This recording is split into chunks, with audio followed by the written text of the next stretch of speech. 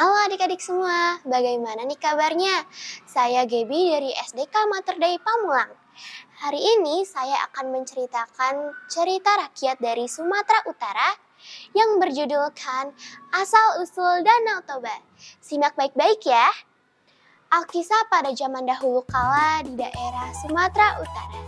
Hiduplah seorang laki-laki yang bernama Toba. Kesehariannya adalah bekerja di ladang.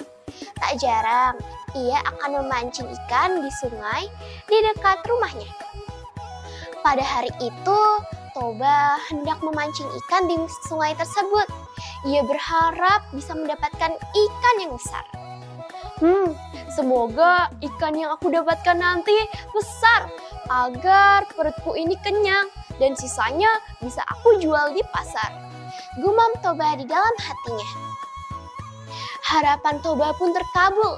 Ia mendapatkan ikan yang besar. Namun, ia tidak pernah melihat ikan itu sebelumnya. Wah, ikannya besar sekali. Tapi, ikan apa ini? Kenapa aku tidak pernah melihat ikan ini? Jika aku makan, apakah bahaya? Sebaiknya aku memelihara saja ikan ini, kata Toba. Toba pun membawa ikan tersebut ke rumahnya dan menaruh ikan tersebut di tempayan miliknya. Tunggu di sini ya kan, aku mau mencari kayu bakar. Tenang saja, aku tidak akan memakanmu. Sesudah mencari kayu bakar, Toba kembali ke rumahnya. Dia kaget karena tempayan yang tadinya berisi ikan menjadi penuh dengan koin emas. Di mana ikanku? Dan dari mana koin-koin ini datang? Dari sudut rumah Toba, tampaklah sesosok wanita cantik dan mendekati Toba. "Tuan," kata wanita tersebut. Toba tentunya kaget dengan kehadiran wanita tersebut. "Siapa kau? Dari mana engkau bisa datang ke rumahku?" "Tuan, aku adalah jelmaan ikan yang engkau tangkap tadi. Terima kasih karena engkau tidak ingin untuk memakanku. Sebagai balasannya, aku akan tinggal bersamamu." Toba tentunya senang karena ia sudah lama tinggal sendirian. "Tentu saja engkau bisa tinggal bersamaku. Bagaimana kalau kita menikah?" "Tentu Tuan, aku akan menikahimu, tetapi dengan satu syarat, yaitu engkau harus merahasiakan kepada semua orang kalau aku adalah jelmaan ikan." "Baiklah, aku akan merahasiakan rahasiamu itu. Tenang saja." Toba dan putri ikan pun menikah. Tak berselang lama, mereka dikaruniai seorang anak yang diberi nama Samosir. Samosir tumbuh menjadi anak yang nakal dan juga pemalas karena sering dimanja oleh kedua orang tuanya. Suatu hari, putri ikan meminta tolong kepada Samosir untuk mengantarkan bekal kepada Toba yang sedang bekerja di ladang. Samosir sayang, tolong ibu nak, tolong antarkan bekal ini kepada ayahmu yang sedang bekerja di ladang. Pasti ia kelelahan." Males bu, kan bisa ibu sendiri. Aku capek seharian ini. Karena putri ikan tampaknya akan marah, dengan berat hati, Samosir pun mengantarkan bekal itu kepada ayahnya. Di tengah jalan, Samosir merasa sangat lapar. "Aduh, perutku lapar sekali. Oh iya, kan ada bekal ayah. Ku makan sedikit, gak bakal ketahuan kan ya?" Samosir yang sangat lapar tidak sengaja menghabiskan seluruh isi bekal. "Astaga, bekalnya sudah habis. Tapi kalau balik ke rumah lagi, kan males. Ya sudah deh, aku lanjutin aja perjalanannya."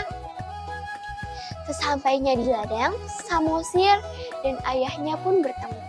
"Wah, Samosir, tumben sekali kamu yang mengantarkan bekal ayah," kata Toba. "Iya ya, Tadi aku disuruh ibu. Ya sudah, ayo makan bersama. Ayah juga sudah lapar nih. Samosir dengan ragu-ragu memberikan bekal itu kepada ayahnya. Toba saat membuka bekal tersebut kaget karena seluruh isi bekal sudah habis. Samosir, di mana bekal ayah? Kenapa kau habiskan? Maafkan Samosir ya. Tadi Samosir lapar. Jadi Samosir makan di bekal ayah. Toba yang sangat kelelahan akhirnya marah kepada anaknya. Samosir, dasar kau anak ikan. Pantas saja kau menyusahkan. Samosir kaget mendengar perkataan ayahnya itu. Ia menangis sambil menuju ke rumah. Sesampainya di rumah, Samosir dan ibunya itu pun bertemu. Samosir, kenapa engkau menangis, nak? Ada apa? Ceritakan ke ibu, nak. Samosir pun menjelaskan kejadian yang ada di ladang kepada ibunya. Putri Toba kaget dan sedih karena Toba telah mengingkari janjinya.